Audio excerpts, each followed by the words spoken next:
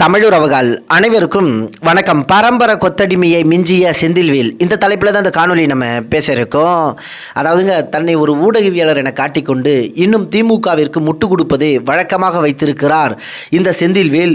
திமுக கொடுக்கும் பணத்திற்கு ஆசைப்பட்டு கொண்டு அண்ணன் சீமான் அவர்களை ஒருமையில் பேசுவது, அவதூறு செய்திகளை பதிவு செய்வது என்ற அடிப்படையில் இந்த செந்தில்வேல் தொடர்ந்து செயல்பட்டு வராருங்க. குறிப்பாக பெரியாரை அண்ணன் சீமான் அவர்கள் விமர்சித்து பேசியதால் இந்த செந்தில்வேல் அவர்கள் அண்ணன் சீமான் பதில் சொல்லும் வகையில் தனது எக்ஸ்தலத்தில் ஒரு காணொலி வெளியிட்டிருக்காருங்க. அந்த காணொலியில் அண்ணன் சீமான் அவர்களை இழிவுபடுத்த வேண்டும் என்ற அடிப்படையில் இந்த செந்தில்வேல் பதிவு பண்ணியிருக்காருங்க. அதில் என்ன சொல்லியிருக்காருன்னா, காரி துப்புங்க சீமான, இந்த வீடியோவை பார்த்தால் உங்களுக்கே புரியும் காரணம் என்று பதிவு பண்ணியிருந்தாருங்க. குறிப்பாக இந்த காணொலியில் பலரும் செந்தில்வேலுக்கு பதிலடி கொடுத்து வருகிறார்கள். குணசேகரன் என்ற சகோதரர் திமுக எல்லாம் ஒரு கட்சின்னு, அதுக்கிட்ட காசு வாங்கி திங்கிற நீ ஒரு ஆளுமயிருன்னு பேச வந்துட்ட என்று தனது செருப்படி பதிலை கொடுத்திருந்தாருங்க.